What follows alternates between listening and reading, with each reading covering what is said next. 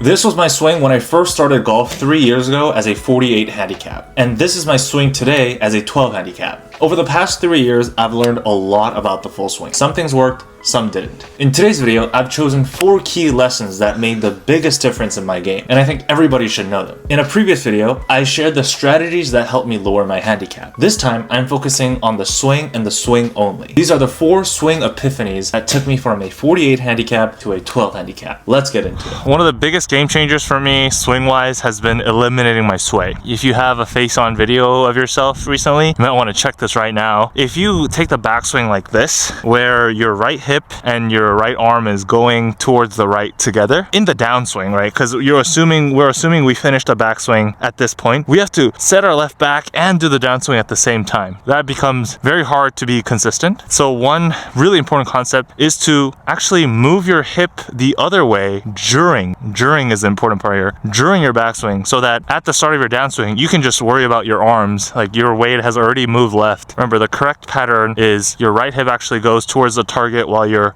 right side opens up away from the target, versus a bad weight transfer would be both of them kind of going this way, and now you gotta like do this weird thing in the downswing. It's seriously such a big game changer. You'll find a lot more distance and just consistency just from that alone. So, you know, remember, we're not going with this motion, we're going with this motion. So that'll look like this. This isn't a mechanic per se, but just a concept that you should always remember. One difference between the driving range, and the course is that I get lies like this. I have to stand kind of this way. It's not a flat ground is what I'm trying to say. The biggest difference is sometimes here, swing mechanics don't apply the same way as it would on a flat surface. What I try to remember is just ball first. Ball first, I don't care about anything else. If I'm just hitting the ball first on a downward strike, something will happen. Now, if I try to kind of apply the same thing on a lie like this, things can get worse. It could multiply into bad scenarios pretty quickly. So even on lies like this, I'm only thinking, let me just hit the ball first, and then everything else will, you know, kind of follow suit. Only think about ball first. Another swing related concept I want to talk about is a lot of people struggle with like how they're supposed to address at each club, and they have a different way to address to each club. The way they stand for a 5-iron is different when they set up to a 7-iron or a wedge or a driver. It's not like that. I think the distance away from the ball is the only thing that changes. So the way I stand, angle bend I have here at my knee, how much I'm hunched over, those kind of things are all same throughout. Wedge, 7-iron, driver. The only difference is I'm just standing further away from the ball because it is a longer club. So i.e., if I'm in this position and then someone brings me a wedge, I'm in the same position, it's just that the ball's going to be closer to me. In that sense, I'm going to hit a ball here kind of in that address, and then we'll go to a wedge over there later, show you how it stays similar. Go.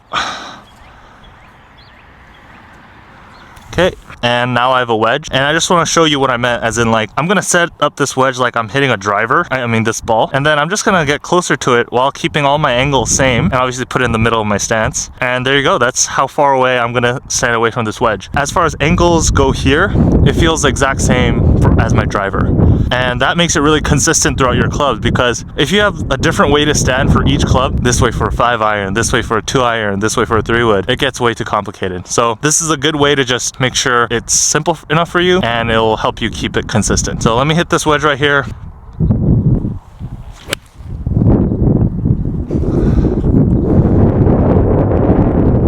Oh my god. Next concept, shallowing. I know that word is like used everywhere, and I want like whoever's starting out golf, I want them to understand why that has to happen before just like doing it blindly and following something they saw online blindly. When you come into the ball at the plane that you had at address, it's ideal. You're technically on plane. But when you take your backswing, you immediately come off that. What I mean by that is, let's say this is my on plane swing. I'm not gonna take the backswing like this. I'm not gonna stay on plane on the backswing. I mean, I mean, no one's gonna swing like this. But everyone in the beginning, without choice, has to come above the plane, right? This is a much steeper plane than what it was at address, right? And there has to be some kind of flattening or shallowing movement. This is something I talked about in my slice video. Because you've went over the plane, there has to be some kind of shallowing movement so that when it comes back, you're back on plane. If you go down on the plane you went up on, just straight down, then you're coming over the top every time. So what's really important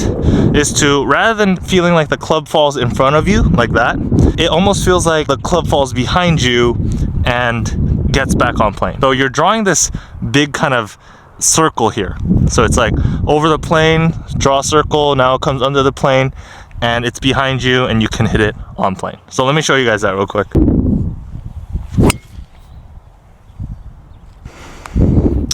All right.